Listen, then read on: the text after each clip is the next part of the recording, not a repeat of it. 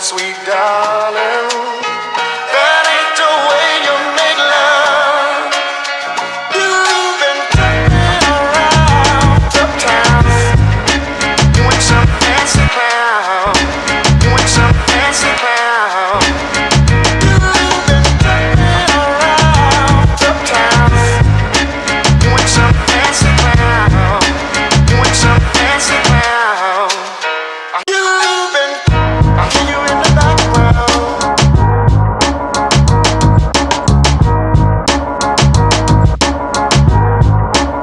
Ooh, I hear you in the background.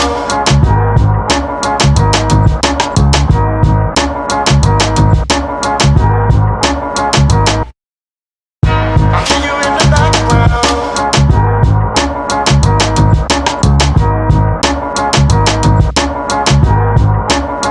Ooh, I hear you in the background.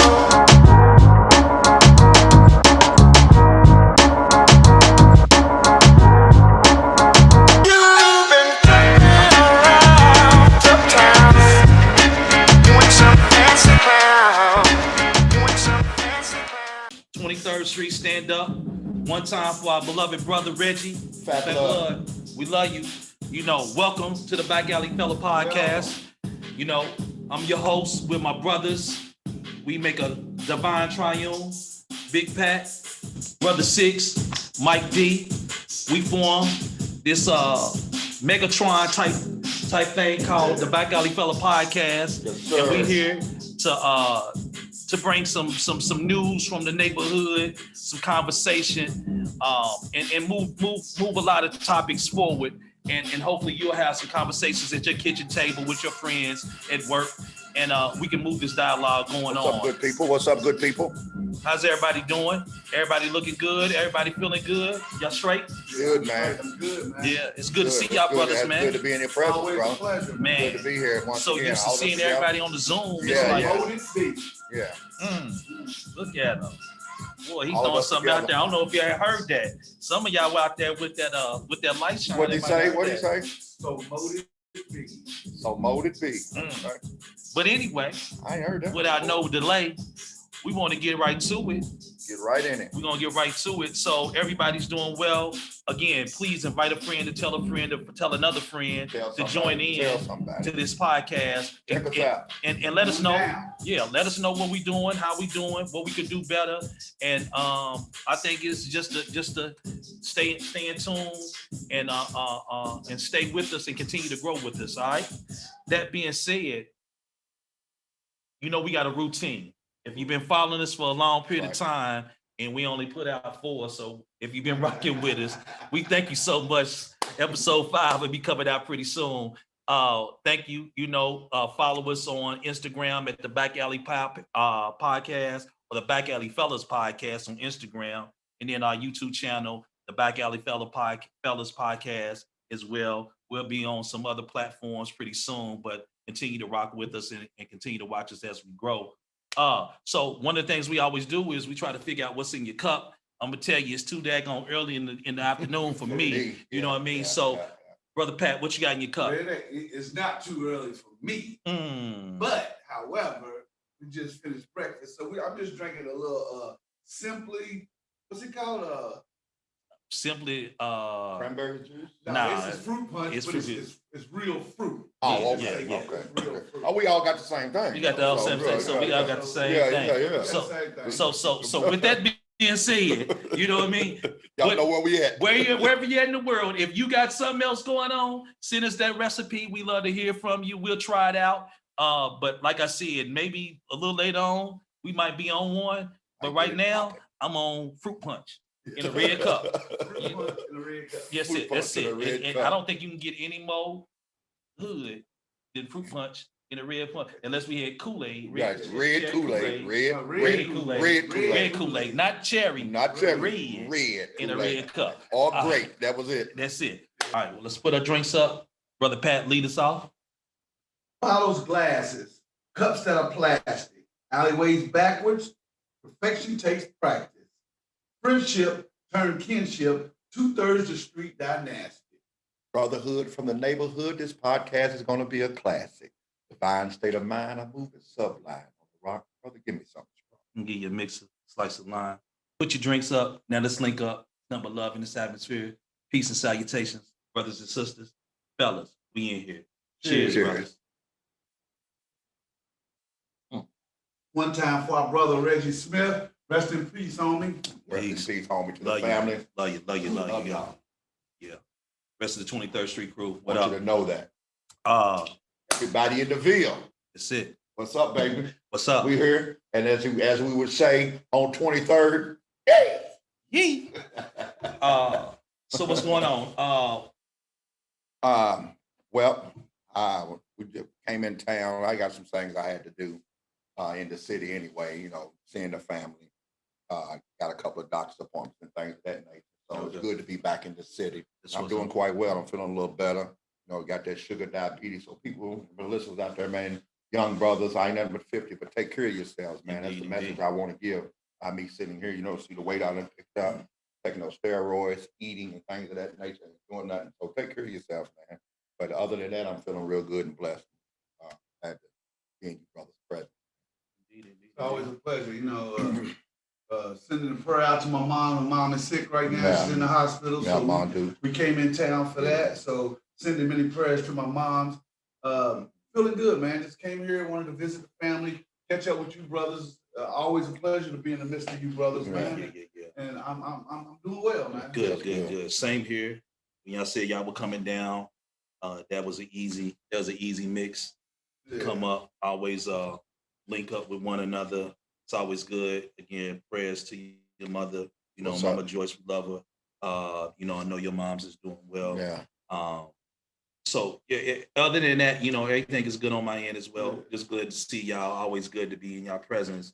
And we just gonna figure out, if there's anything in the back alley that we can Heard talk any about. news? Yeah, man. What I've been hearing and what I think we should probably talk about is what influence was 23rd Street was our neighborhood on us. Oh. And Okay. I think it's a pretty good topic. And then and those of you all that are listening and watching, you could write in to our Instagram or leave a comment on our YouTube about the influences in your neighborhood. So today we're just going to talk about how 23rd Street, how our neighborhood influenced us. Yeah. I like Okay. that. I like that. You might want to set it off. Coming up on 23rd. I actually kind of grew up. I was actually born on Hale Street. Y'all remember where Hale Street is? Yeah. Going over by Oak. I was actually born there and then moved to like 22nd Street, then moved to 23rd. Okay. Because So you're not one of the original 23rds like myself. I was born on 23rd Street. man, you're a Berrytown dude, man. All right, I'm just saying. But I was born No, on 23rd Street. Come on, okay. You was too? Yeah. Yeah. So two of us were. So what we're saying is two of us was born on. Hold on. 23rd. Hold on, and one of us was migrated over to 23rd. But we accept. I ain't no migration. Yeah, you migrated over. But I'm gonna be honest. As far back as I can remember, even consciously, That's what I'm talking about. That- Consciously remembering I was on. from even my brother. As long as I remember my flesh and blood brother, you always been on 23rd Street. Like it's always like I don't remember you. Yeah. You didn't know that. Yeah, it's like You it's didn't know that neither, though. What? That I was born on Hale. Because it looks like I was always. I'm older than you. I know when y'all moved over there. I remember when you moved over there. But I wasn't, but you came from 22nd Street. So I really didn't know the Hale part. I Right. thought y'all came around the corner from 22nd Street. Yeah, and it's all good. But It's what all you good. saying though? What was you saying though? But I was saying though, thinking back to those early days and the influence till now, one of the things was with family, with my mom and my dad, just remembering that coming up, how I was influenced to this day. And as you think back and you go, woulda, coulda, shoulda, and some of the things that I know back then, I wish I'd have known now. Well, some of the things that my mom did, to have her still in my life and to see what she actually went through, knowing my mom wasn't well educated. You know what I'm saying? My father was in the house, but he wasn't there. He was a Rolling Stone. So all of those things I remember, man. And it's like looking at my mother now, I appreciate and I thank God Almighty Allah for having her in my life right now because, every time I think about my mother, I get a tear because I know the struggle that she went through. Yeah. And how did she do it, man? Yeah. You know, that's That's real. one of the real memories of our life. I'm Yeah. like, golly, I remember going into the little store on 4th Street and have to put the shoes in my jacket. I was like, Mom, what are we doing? Come on, boy. And I was like, the buddies, them little buddies, I think you want to go. Mama put them Hey, y'all remember Yeah, the song though? Buddies. Yeah, They them make your buddies. feet feel fine. Buddies. I don't remember that. They cost $1.99. Buddies. My buddies. As we've all grown, we've all matured, and we're doing great things, great families. I love you, brothers. I'm proud of what you're doing. If I haven't told you that, and that's something else we need to start doing. Yeah. Is we need to start uplifting each other. Indeed. And tell a brother, man, hey, you looking good, man, and I'm proud of you. Right. But when I look back, I think about there was influences there that we never talked about. My father and my mother had a little, what we call a pub, a little nightclub, had a pool table. Playboy. That was a black owned, it was down the street from the Playboys. Yeah. It was called P&J's. Yeah. What was it? That's where I got it from, Pat and Joyce's. It was called P&J's. I remember. Oh, man. It was down on the corner of 22nd. I remember, I thought it was, okay. Playboy was on this corner. Right. You went down past Eddie's and And on the P&J's corner of was right 22nd there, and they go Maple. around I remember the that. other side. Yeah. So, they had a black owned business. Then we had, what was it? Mr. Robinson, Big Big Three Three Key Key Market. Market. Big Yeah. Three Key Market. Around the corner, we had the Was barber shop. Walker. Yep. On the other corner, It was in the another barber 80s, shop. we had Alex. Yeah. That had the Yeah. barber shop. Yeah.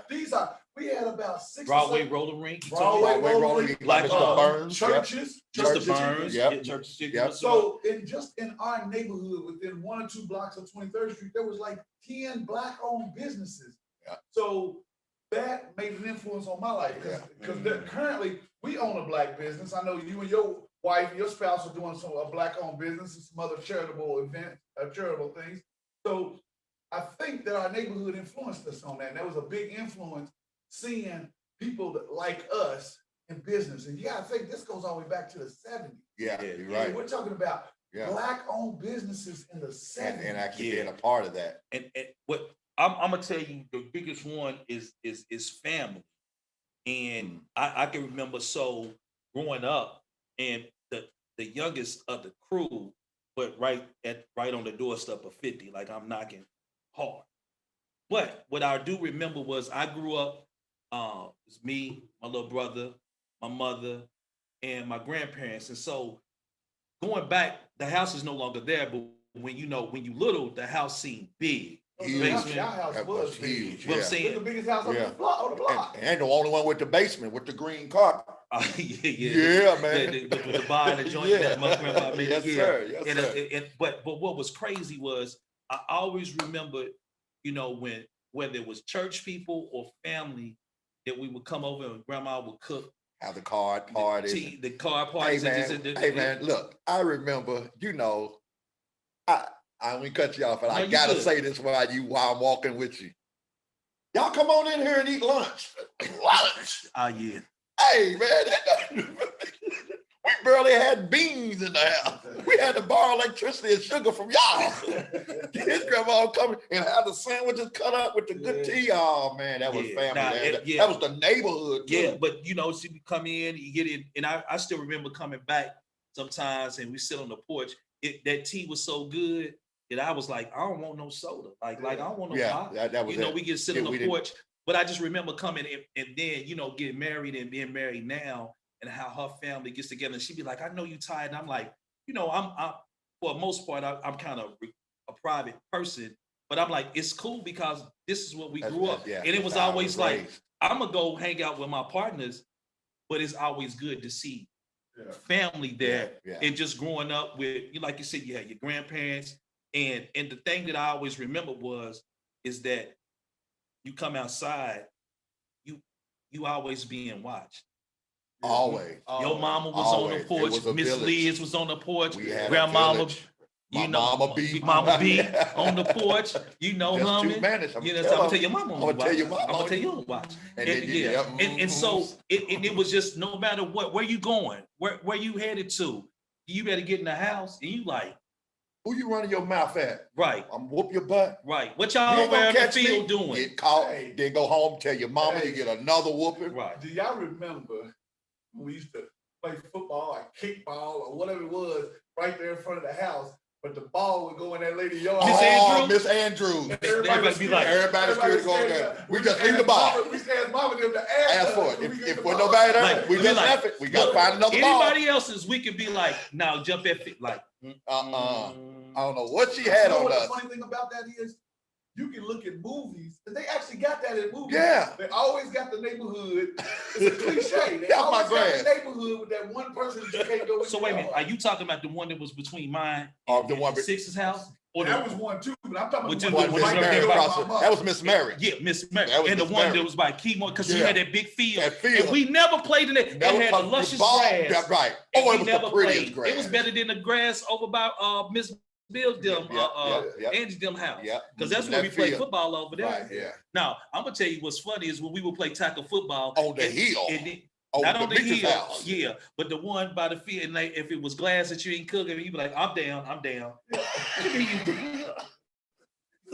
I'm down. I'm down. It's concrete right here. I'm down right here, man. I'm good. I'm pitching it back. man, yeah, But nah, man. it was just it was fun, man. Yeah, and it was truly a village, uh, man, back then. yeah, It it's- raised us to this day. I hated the fact that I left going into my sophomore year of high school, because that was those years You know where what? you formed. Because it almost What felt effect did that have on you? And I'll get to why I'm asking that question in my life, because the situation that I'm going through, my son yeah. was in that same predicament, to get a better understanding of how he felt. How did you, because I remember that. I remember you leaving, and then it's like, man, Mike, it was Yeah. kind Let of me set tell you. in. I was graduating When- and stuff like that. But When it broke me down, because that was like, you growing up, you going through ninth grade, so the high school years is where you start to find yourself. right. So all my partners, we got clubs, we done, and And I'm this just is when say you was in clubs. Louisville, then had to leave? Yeah, or yeah, you- yeah, oh, okay. yeah. And so it was like, we do little dance and stuff. We Oh, you doing talking all about of the this fellas. stuff. Yeah. All the different joints that we were doing, Right. performing, singing, all of that stuff. You about to go, not to another state. I'm going to Germany. Like, so I'm going to a whole different country. Right. I've never experienced before. So I'm like, what? And I remember going, how sad I was, getting over to Germany, like, man, I want to go back. I don't want to be here. But I can honestly say that I don't want to say it I know it changed my life. I don't want to use I don't want to say that it saved my life. Yeah. But I will say it had a great influence on my life, because me and you talked about the fact that I was exposed to some things that I would not have been exposed to Yeah. being in Louisville. Yeah. As great as our community and our neighborhood was, there were certain conversations that we were just not having at that point. And had I not left, I am not sure that I would be Who in you this. are. Yeah, I don't know if I would be who I am right Now, now. on top of that question, this is more to help. On that same subject, as a young man, what are the, and you mentioned about being sad, what are some things that helped you through that moment about becoming, being 17, being 16, and then feeling like you're on your own?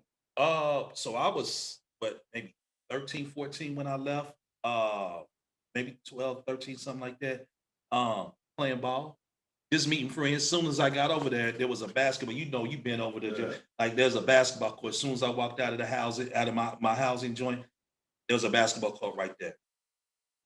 The That's ball, what did it. shoot. Cats came out. And I'm sure that you didn't realize it, but at the time, but once you grew up and you was in the military, one thing about us being in the military, because people are migrating from everywhere, we don't meet strangers. So when you go and my family there, your family there, what's up, Mike? I'm Pat, I'm Woo, and then we like best friends Yeah. instantly. And because you're in the army, and because you're in Yeah, that, because you in that. And the type of- thing is that you can separate after 2 or 3 years, but y'all lifelong Yeah, friends. still Right. contact. Like we keep, like we got the alumni and the different things that we do, and You mean and you're talking about my high your- school your- alumni, Okay. and then like you know the DOD alumni, like it's a Yeah. huge thing. Like the brats, we call it brats, Right. and Oh, okay, okay. and it's big, man. But it's different. But just for me, playing sports, you know what I mean. That's And I had moved away from playing football, so playing basketball was just the thing. And so I used to go to the military gym, Uh-huh. and I started playing ball with grown men. Yeah. Oh, And that's I'm another playing thing you with can experience. soldiers. I'm playing with guys that played ball in college, then grown men that some might have played semi-pro. Like I'm playing with them in high school. So I'm meeting different people. And then when you come in and they like, you knew, yeah, okay, we go to the high school, we play on the team. So you meeting people, and so you banging. And so it started like, so I was on Robinson Bay. Pattonville is where my high school was gonna be at, Right. but they had their own, that was most of the families is at. So they had a squad of cats. We had a few, but it's like That's we where going to y'all hooked up. Pattonville, we playing them. Say And less. that's where you went to school. And then though. and that's where they gave me my nickname. I got my nickname that summer from a cat from Baltimore. He gave me my nickname, and it lasted the What whole was your nickname? Ice. I remember that. I remember because I thought it was talking a about whole bunch of ice all the time. earlier. No. I was talking about you all coming up. I was telling Pat about the way my son plays ball. He plays like he's already in college because I noticed two big things when y'all came back from college. It's like you didn't play hard. You didn't have to play Well, hard. they was Y'all always- passing, which much Dude, y'all was he much was like, smarter. y'all can't take the ball. He moving slow. Yeah. He was like, he looked But like you're Ice so Gary. smooth. Like I was like, but it was just one of them things, and it stuck. They called me that. The teachers called me that. Oh, that's how The principal called me that. I was like, I don't know if they know my name because because that's all they called me. I was like, it was weird. Hey Thomas, one question to you before you go into your spit. Something I want to know from you because I noticed as watching you throughout these years in my big brother, I noticed that you handle diversity very well. Mm. Coming from your childhood and moving the way you did because you're older than myself and Mike. What racial things back then that you notice now has set the tone for you because I'm not saying that you change your codes or act differently or not the same person, but you carry yourself in a manner that people like us look up to, but it came from something. And it was, dealing with the way things are now, I'm well adjusted because I watch you. I'm like, if I'm in a crowd of white people, Indians, Muslims, I know how to carry myself so that I won't meet no strangers. I know you mentioned some things about I'm wondering what you're gonna say. I wonder what you're gonna say. Well, it was a lot of things. But first and foremost, it was like what we spoke about first with the family. So we had your grandmother, my mama, and they instilled in us, without saying it, about being kings, being and that leadership thing. You know, you think about it. I was 15 years old, and not patting any backs none, but I started the third organization in Louisville. And for those that don't know, before the game started, there was a group called the Greeks. Yeah. And then they were doing parties and stuff. They had their own little area. Then there was another one called the ATA. It was called the All That Association. They was in another area. We didn't have nothing. So I started the fellas. And at one point we were up to almost 400 members taking $1 to $2 a week dues. We were bringing in 4 and think about that. We was 15, 16. Y'all was 13, 14, 12. Right. And we was collecting $300 to $500 a week, taking that money in. And then, in 82, $300, $400 was a lot of money. Yeah. And we was having parties, and then on the parties making $500 to $1,000. Right. So that was entrepreneurship. But what really helped me was how I saw people in the neighborhood dealing with, like I used to watch Mr. Robinson, and he didn't know it, deal with vendors and stuff that came in. But then when I went in the military, there was a lot of racism in the military. Is it? It's a lot of racism. You never A lot of would. You racism. never would. I mean, it surprises me that it is to where you can see it now, where they actually. But you know what? Somebody pulled me to the side because I used to be angry. And coming from the hood, I had a chip on my shoulder. And somebody pulled me to the side and said, I see so much in you, but you got to get rid of the anger. And I started rattling off, even then, barking, everything I Was it saw one of your wrong. superior officers, or It was actually a white female that had, I think at the time she was like an E7, and she was drill sergeant of the year. She had all these accolades, uniform stacked with stuff, and she was like, "You can have all of this. I see it in you." She said, "You got to get past the anger." So I was like, "Well, they did this." And then she was like, "Well, the way to fix it is to get you some rank, and every rank you get, you're going to be able to influence a bigger group of people." So that's kind of what helped me. So then okay. I started getting rank, and I started, oh, I got 50 people under me. I got 100 people under me. At one point in time, as a brigade level sergeant major, I had just shy of 3,000 soldiers in 6 states that were under me. So to answer your question then, so that also helped me to learn to deal with all nationalities, all races, all cultures, all economic, education, all backgrounds, rich, poor. And to be honest with you, when you're being professional, you have to, and I hate when some people say, "Oh, he's trying to act white." I don't know where that comes from, but being professional and acting white is two different things. We're gonna touch on because there is a thing called code switching, but I agree with you wholeheartedly on that though, Pat. I thought where you were gonna go, and I appreciate what you said, and it was a great question. I thought you were gonna say that you discovered, and this is probably in a nutshell, you discovered how to just be you and comfortable in your own skin. Which actually is where I was going. Yeah. Because I was gonna say all of that together helped me to find who I was. Off that comment that she made, you searching and doing And I had to now. find out who I was. Is getting rank and stuff like that easy? Because you made it sound like it's so that's what she meant then. By getting those ranks, you're gonna learn. There's a lot of things, a lot of factors. There's other people, competition. Right. There's being better than somebody else. There's racism. There's that glass ceiling, because whether we believe it or not, there's still that glass ceiling. What's glass ceiling mean? What do you mean in this aspect? Where at a certain point in time in the military, you could only get so far, especially if you were black. And I hate to say it, but it's true. You could usually the cutoff back then. This is probably when you were still in high school. The cutoff was like E6. Yeah. If you would have went around the army, you probably saw it in Germany. But my stepfather was an E6s. Couldn't get that E7. Yeah, it was a plethora Couldn't get that of black E6s. Now, it's E7. It's E7 now. Yeah. Or maybe right to this day? No, it's E7. Yeah. About 75% E7. Then you got that 15 or 20% that make E8. And then then you only smaller got that 3 to 5% that make sergeant major.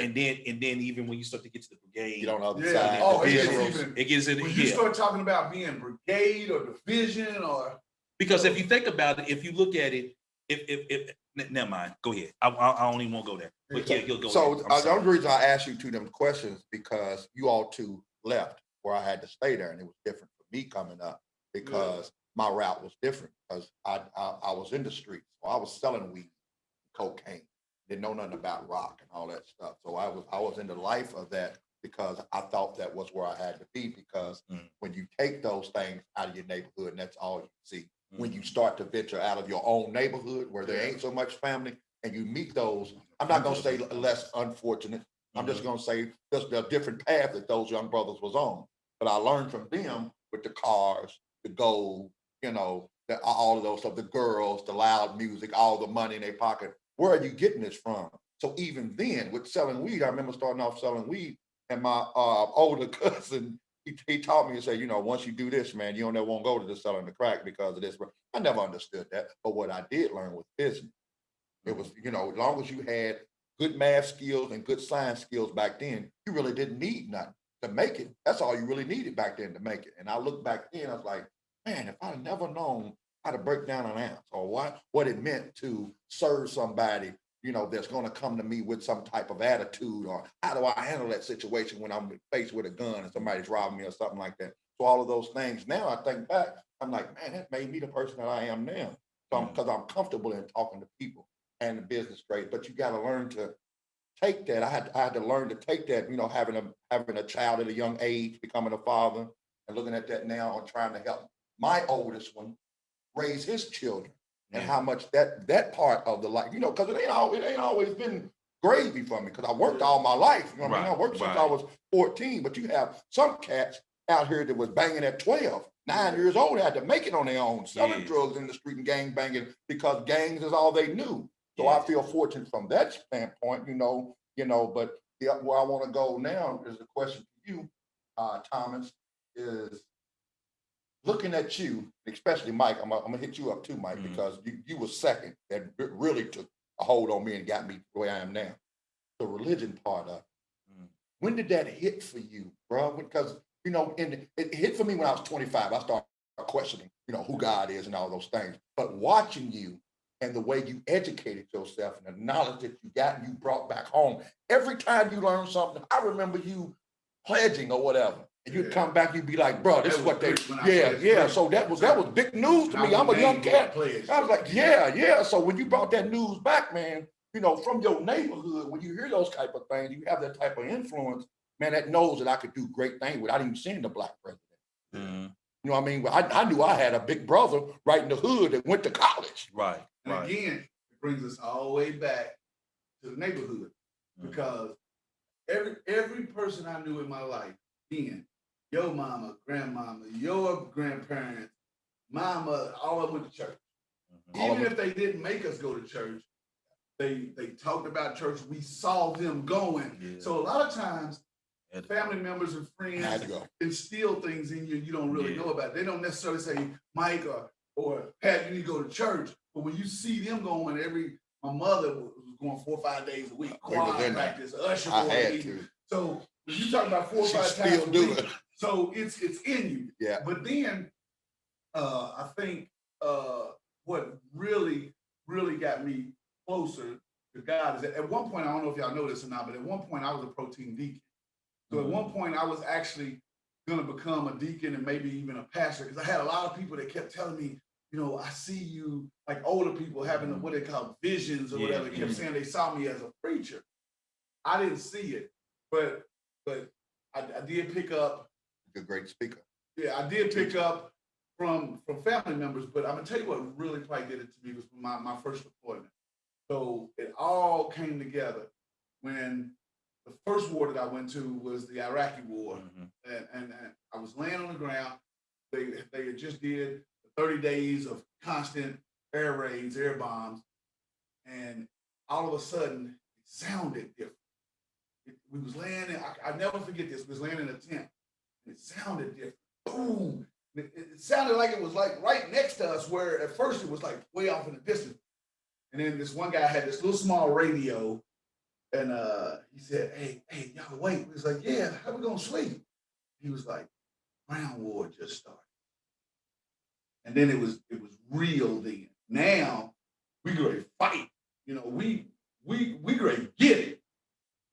And I prayed, and I remember praying, and it sounds weird, and nobody think I'm crazy. Right. But it's like God spoke to me. And it's weird because he was like, you're gonna be all right.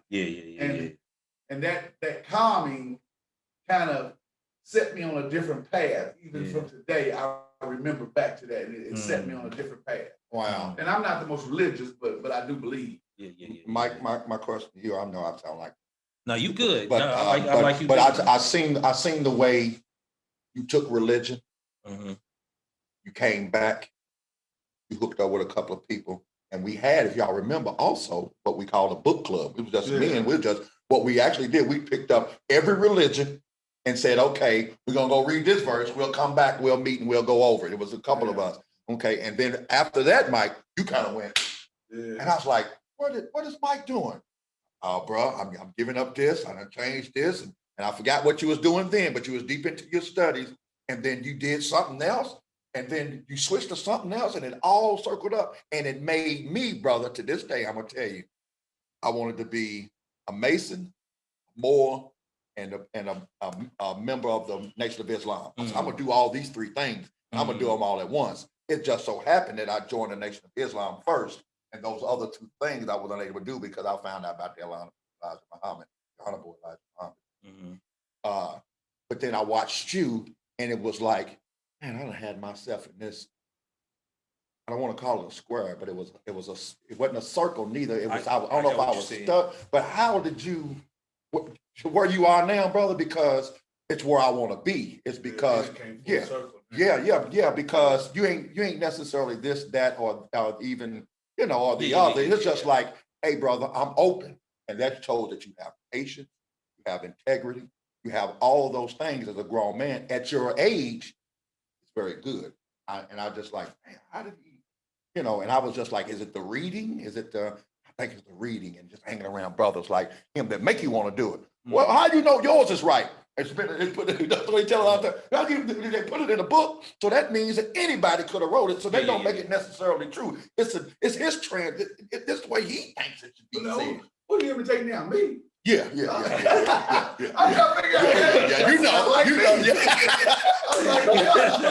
Yeah. No. First and foremost, I appreciate that. You know what I'm saying? I think the first thing was, out of all of us, I had to get up in the morning to go to church on Sunday. I was like, for real, like I ain't had no choice. Saturday, Sunday, vacation Bible school, all that. So it wasn't until I got older, especially when I got to Germany, that we went doing that or whatever. So this was 16, 17 years old then. Yeah, but here's the thing. I still didn't really, I wasn't, there was a thing that hit me, and then it came full circle my senior year. So I remember at Bazik Middle School, 8th grade, I remember being in social studies class, and the social studies teacher was talking about civilization, humanity. And he was going down this timeline, and I really can't remember the timeline, but he was like 100,000 years. And I remember, I don't know if I asked or somebody asked about Black people. And he said, well, they own 40,000 some odd years. He had it backwards. Yeah. That's what he was telling me. I just remember that because I was like, that don't seem, something didn't seem right about that, but I didn't know. Couldn't challenge him, didn't know. That stuck with me. Fast forward, senior year, dating a young lady, a dad who was in the military gave me the autobiography of Malcolm X. And I started reading. Now, I had to leave early. My father, for whatever reason, my stepfather didn't ask for the extension or whatever. So I had to leave a few weeks before our graduation. So I had to get all my stuff done beforehand. I remember that. Paper. Matter of fact, when I came back, the day I got back, they would graduate. I was at an Eazy-E concert in Louisville, and my peoples was graduating over in Germany. And I was rich because I never got a chance to walk across the stage with degrees. Nothing. I've never done that. Wow.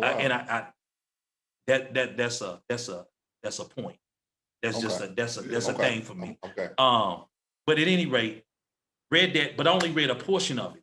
So I'm talking about super angry. I'm like, I'm super angry because I ain't got to his transition point yet. Come back to Louisville, buy the autobiography, read it all the way through, see his transition. Like, boom. I'm still feeling the kind of way. Then I get everything I could get on Malcolm X. Malcolm X Speaks, blah, blah, blah, blah, blah, everything else. Then I get a hold of Tony Browder's file. I read that. Then I don't know how, but I heard about the Hold the Pale Horse, got that.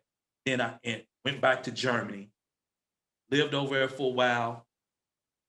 Didn't have a lot of books and stuff to read, but just was kind of just playing about doing whatever. Joined the military, came back, they sent me here. You know how they do basic. They sent you one time down to Louisville to go do a church service. It was down off Bardstown Road. Yeah.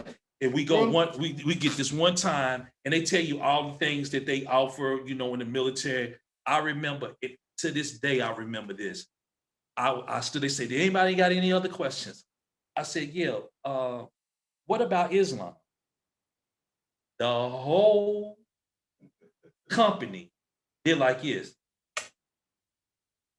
I was like, They said, well, and I don't even know what they said, if they had something or whatever the case might be. They came back afterwards, getting on the bus. Hey, you a Muslim? I said, no. But they offered all this other stuff. I just want to know, do y'all offer Islam? Just in case I want to just know. I mean, I've been a Christian all my life. I just want to know. Yeah. So they was so after that, got to Georgia. I think I know some stuff. Met a brother by the name of Bellamy. Came to our barracks one day, and he was with the doc at the time, the New Wabian Nation. I think they might have been Islamic Hebrew. Learned all that stuff. Yeah. And I was like, wow. So I started reading scrolls and started learning that and doing that. And then just over the course of time, but what I realized, even dealing in that circle, from seeing where they transitioned, what I realized what he was trying to essentially do, whether you, all the other stuff, what I got is that you delve into these things not to stay there, but to see the commonality. Yeah. So that no one can speak for you and no one can tell you this is what God said. You can read it yourself. You are one with the Creator. Therefore, you don't have to depend on anybody to translate, do whatever. So that's where I started to see. I said, oh, that's really what he's doing. So now I'm learning, I'm hearing about the nation. And oh, by the way, hip hop was another thing, like KRS-One, Rakim, just reading the covers, wanting to learn a little bit about different things. So it was just one of those things, and then we would come back and we would try to share. And we get in our argument. Yeah. And I debates and we do it. But what I ended up starting to learn, I remember somebody telling me, say, you can't destroy somebody without trying to build them up. Because if you trying to tear somebody up out of love, you trying to tell them this is what I found, but then you like, well, number one, how you know if you have you done all the research? Yeah. Number two, you just not tearing down their faith. You telling their mama, great grandmama, big daddies, granddaddy. And so for me now, looking at the universal principles and what I understand now, I can have my own thoughts about organized religion. And I'm more from an African spiritual system, type of thing. Right. And being the genesis of all things. So with that, I can see how we, especially Black people, take those things and make it our own. But listen, if my grandparents both were born in 1913, then you go back and do the math and see what was going on in 1913. And they was able to raise all of us and get to where I'm at right now. So whatever whoever they was calling on, whatever vibrations they were humming and doing hymns to, that's what I'm connected to. And so I don't have to get caught in, you call it this and you call it that. Y'all calling it this. Y'all both doing the same thing. Same thing, just a different avenue. And so I don't get into that. Well, it got to be this way. Nah, that's according to you. Yeah. But you living a good life. You a good person. How you gonna say that this brother, this sister that says this, and they doing the exact same thing you doing? They in the neighborhood, they in the community, they touching people. When they greet you, when they see you, it's nothing but love. They just may call God different than way you do it, and you gonna tell me that they gonna go there? Like, come on now. Let's use common sense. Let's think, is the creator, would the creator do that? So to me, it's always been that piece, but it's always been about, I don't know how to tie it in from the community or the neighborhood, other than that's exactly what that's the question I was posing, because you take all of those things and you think about how we are to this day. We don't judge. We wasn't brought up that way. We ain't disrespectful because we wasn't brought up that way. We hard workers because we was brought up that way. We got good service and good manners because we was brought up that way. All that's from the neighborhood. All that's from the neighborhood. Yes. Everything good about me is from the neighborhood. It'd be a good time for us to. The lights are coming on because that's another thing we learned. Oh yeah. So there's a couple things that happen in the neighborhood that shape. So way over there. I don't know where you're from, but where we're from, there were street lights. We grew up in the hood.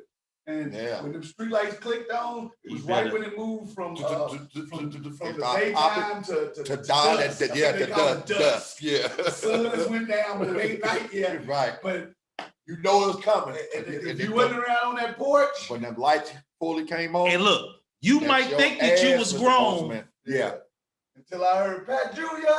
right. but don't be in the house. Don't be in the house. Don't be on the porch. Talk about I'm next door. I was over next door to Mike's. Mm-mm. Yeah, okay. Street You lights must on. have got your ass whooped over, Mike, because you late. You gonna get another whooping. Go in there and take your bath. That's it.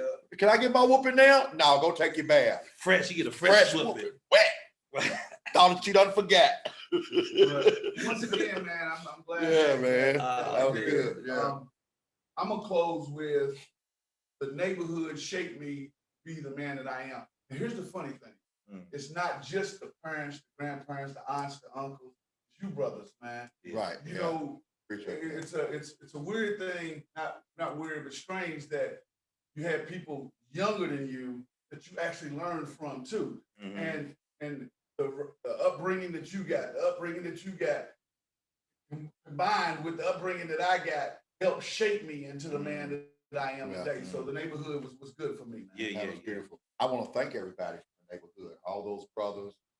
You know, there's so many of y'all. Yeah, I don't even want to name them. Yeah, there's so many of y'all, man. But you know who you are. You know who we all played football with, and built clubhouses with, and go karts with, and got skint up, and stitches and bruises in the hospital, and all those things, man. All the girls that was in the neighborhood, the girls that I ran into in the skating rink, and you know, while we was out in the park, down in Shining Park at the Dirt Bowl, and things, you know, Super Summerfest, you know, all those people that I met and came in contact with. I want to give a shout out to all of y'all, man. And all of y'all, once y'all see this, you know who I'm talking about. I want to thank you all also, because you played a detrimental part in my life that made me the person that I am now, whether it's good or bad. And I think it's pretty good. I'm still living. I'm here talking to you all. So any day above ground is a good day. So appreciate those that you have in your circle. And I know that your circle is small now for those of us that's older, because you know who your real friends are, because you learned that from your neighborhood. So I just wanted to end with that. Yo, thank everybody for tuning in. Continue to rock with us. Yeah, the influence from the neighborhood, from the grind, from the hustle, from the ingenuity, from the what we call the stick-to-itiveness, the ability to see an angle And overcome. go get it, Man. to always to be about having fun, doing that, and typically I would end with my little Mr. Rogers medley, but I'm not gonna do that today. It based on something that happened early. I'm gonna lead with this one because it made my heart feel good. And if you've ever had this and you couldn't afford Jordans or anything like that, you had to go get you some buddies, you would know this song. Buddies that make your feet feel fine. Buddies I had them, but don't even know that the cost song. $1.99. Buddies. So yo, Oh, man, with yeah, that, that's heavy. yo, again, we always say not two, not a victory.